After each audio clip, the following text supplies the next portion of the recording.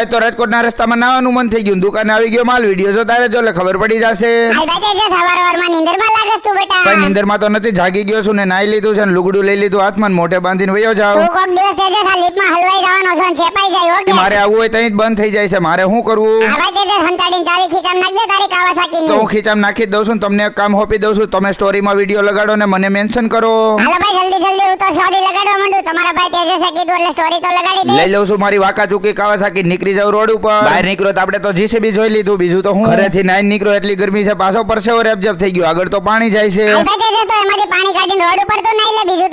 છોટે દાદા હું રોડ ઉપર નાઈ રહ્યો તો રાજકોટના સોશિયલ મીડિયામાં હું તો છવાઈ જાય. આવી ગયો દુકાને, શટર ખોલીને ઉભડક પગે હું તો પોતું કરવા માંડ્યો.